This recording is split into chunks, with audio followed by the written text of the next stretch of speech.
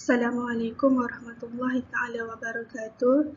Alhamdulillah, bersyukur kita pada Allah. Pada hari ini kita dapat teruskan kelas akhlak darjah 4 bersama dengan Ustazah Nabila. InsyaAllah minggu depan akan ada Ustazah yang baru, Ustazah Faizah akan mula gantikan kelas ini menggantikan Ustaz Luqman. Okey, baiklah. Sediakan buku teks dan buku latihan masing-masing untuk mulakan pelajaran pada hari ini.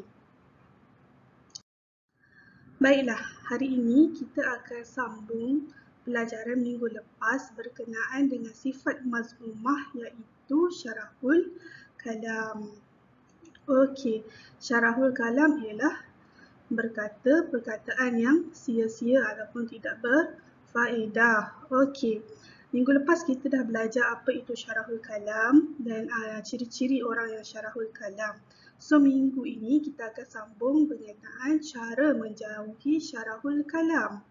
Okey, syarahul kalam ni sifat mazmumah iaitu sifat yang tidak baik. Maka wajiblah bagi kita untuk berusaha agar menjauhi sifat syarahul kalam. Okey, yang pertama, berzikir kepada Allah Subhanahu Wa Taala. Berzikirlah pada Allah pada saat kita telah terleka ataupun terlalai. Contohnya kan, kita tengah berborak dengan kawan ataupun dengan orang lain, perkara yang sia-sia ataupun kita tengah mengatur orang, berzikirlah kepada Allah. Bila dah teringat tu stop. Terus sebut dulu Astaghfirullahalazim, Astaghfirullahalazim, Astaghfirullahalazim dan zikirlah apa-apa saja yang awak tahu. Subhanallah, Alhamdulillah, Allahu Akbar, Masya Allah. Okey, kena ingat pada Allah. Yang kedua, melakukan kerja-kerja yang berfaedah. Okey, contohnya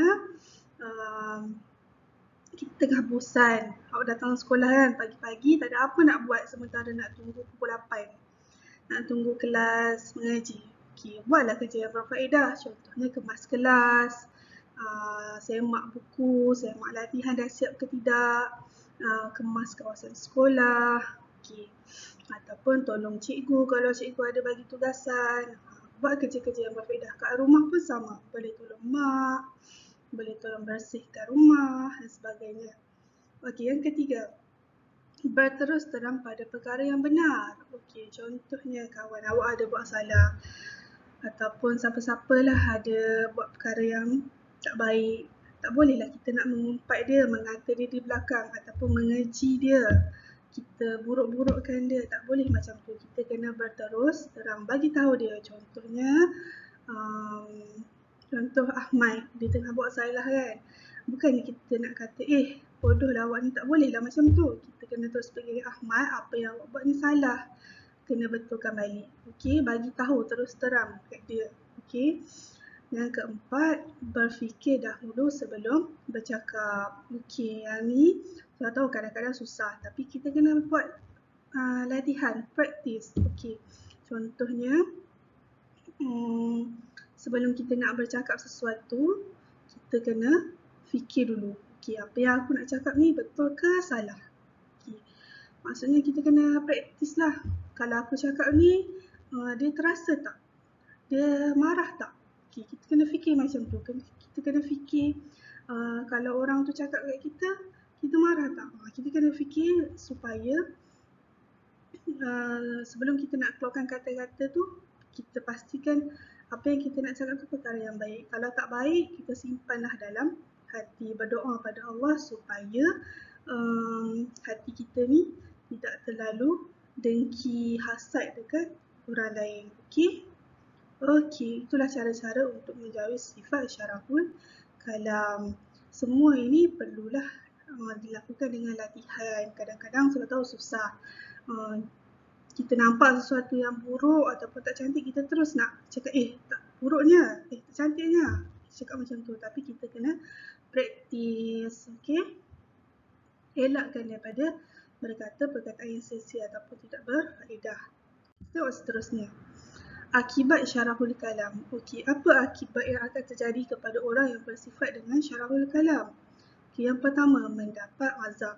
Ya, Allah akan berikan balasan dosa. Kadang-kadang contoh azab yang paling cepat Allah balas kalau kita mengata dekat ibu ataupun ayah kita. Tu paling cepat dekat dunia selagi Allah dah balas. Contoh ni kan, mak awak suruh buat kerja, lepas tu awak malas, lepas tu mak awak pun marah-marah. Awak pun marah balik mak awak. Okey, itu memang Allah akan balas azab dekat atas dunia lagi. Maksudnya, Allah jadikanlah awak dapat bencana ke, malapetaka ke, sebab sakitkan hati ibu dan ayah. Ini memang akan dapat azab. Kalau tak dapat atas dunia pun, Allah akan balas azab yang teruklah dekat masa dalam kubur ataupun dekat akhirat. Okey. Dan kalau kita mengata kawan ke, mengata siapa-siapa sekalipun, memang akan dapat azab lah, kita akan dapat dosa. Tak atas dunia, dekat akhirat nanti Allah balas. Yang kedua, membuang masa. Okay, inilah membuang masa, sedangkan masa ini sangatlah berharga. Okay, hidup kat dunia, atas dunia ni tak lama pun nak dibandingkan dengan kehidupan dekat akhirat. Jadi usahalah untuk buat perkara-perkara yang baik. Okay, yang ketiga, menimbulkan pergaduhan. Ya, menimbulkan pergaduhan. Pernah tak awak tengok sama ada awak, kawan-kawan awak ataupun dekat tempat lain, mula-mula orang tu tak sengaja buat salah, lepas tu individu yang lain, orang lain marah, akhirnya jadi pergaduhan. Bila jadi pergaduhan ni, baik ke tak baik? Tak baik lah, orang pun tak suka kalau bergaduh-bergaduh ni. Okey, ini adalah perkara yang tidak baik, sedangkan dalam Islam adalah agama yang mendamaikan. Okey, yang keempat, dibenci rakan dan guru. Ya, awak suka tak kalau kawan awak suka cakap benda tak baik? Awak suka tak kalau kawan awak suka ejek awak? Awak suka tak kalau kawan-kawan awak selalu panggil awak dengan panggilan yang tak baik? Kita tak suka kan? Jadi kita jangan buat dekat orang lain. So, dibenci rakan dan guru. Yang kelima, dimurkai Allah dan Rasulullah. Ya, Allah dan Rasulullah SAW tidak suka kepada orang yang berkata perkataan yang sia-sia ataupun berkata kasar pada orang lain. Sebab Rasulullah SAW adalah orang yang paling lemah lembut dengan orang lain. Jadi, kita kenalah contohi Rasulullah, kerana Rasulullah ini adalah orang yang paling Allah sayang. So, kita pun kena usahalah untuk jadi orang yang Allah sayang. Baik, muka surat yang seterusnya juga, surat 54, Fadilat menjauhi syarahul kalam. Okey, kita tengok yang pertama, mendapat ganjaran pahala. Sekiranya kita berusaha untuk memperbaiki diri kita dan tidak bersifat dengan syarahul kalam ni, so Allah akan bagi kita pahala. Contohnya, kita nampak benda tak baik, kita nak cakap sesuatu tapi kita tahan diri kita. Kita tak kutuk dia, tak ejek dia. Okay, InsyaAllah Allah akan bagi pahala dekat kita sebab kita bersabar menahan lidah kita. Dikasihi Allah dan Rasulullah. Allah dan Rasulullah akan sayang pada diri kita. Disukai rakan dan guru. Jadi orang lain pun senanglah nak kawan dengan kita, suka nak kawan dengan kita sebab kita bercakap dengan lemah lembut dan baik.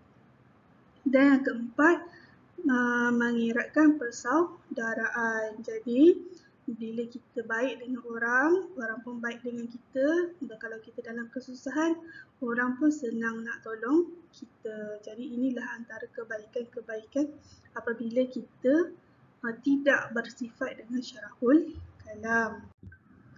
Okey, baiklah. Tahukah anda telajak perahu boleh diundur, telajak kata buruk padanya. Okey, ini adalah peribahasa bahasa Melayu. Orang dulu-dulu bila dia nak berbual kan, dia suka guna peribahasa. Telajak perahu boleh diundur. Contoh kat sungai, kalau kita telajak naik sampan ke, naik perahu, naik kapal ke, kita boleh undur balik. Macam naik kereta pun kalau kita telajak jalan, kita boleh undur balik. Tapi kalau telajak kata buruk padanya, contoh kan, kita dah ejek kawan, kita dah mengumpat orang, mengata orang, dah sebarkan keburukan tentang orang, kita dah tak boleh nak kutip balik dah. Kita dah tak boleh nak padam balik kata-kata kita tu sebab dah terkeluar. Mulut kita Dia tak ada butang reset, tak ada butang reverse, tak ada butang delete, tak ada. Dia dah keluar dah perkataan tu. Okey, ibaratnya, okey, awak ambil segenggam bulu burung ayam. Okey, awak pegang, lepas tu awak taburkan, awak sebarkan bulu ayam tu. Senang tak nak kutip bulu ayam tu? Susah kan? Sebab bulu ayam tu dah terbang jauh dah. Nak kutip pun susah. Kadang-kadang dah hilang tak tahu ke mana. Macam itulah juga bila kita berkata buruk. Benda tu dah tersebar dah. Kita dah tak boleh nak kutip dah kata-kata tu. Okay, jadi that's why lah kita kena berfikir dulu sebelum bercakap. Okey, amalkan.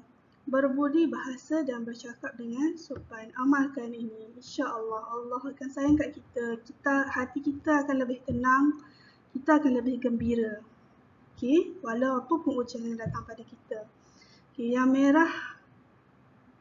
merah sagu, yang kurit undi, yang indah bahasa, yang baik budi. Yang indah itu adalah bahasa ataupun kata-kata kita. Yang baik itu adalah budi, iaitu amalan kita lah, kita suka tolong orang dan sebagainya. Okey, itulah dia tentang syarahul kalam.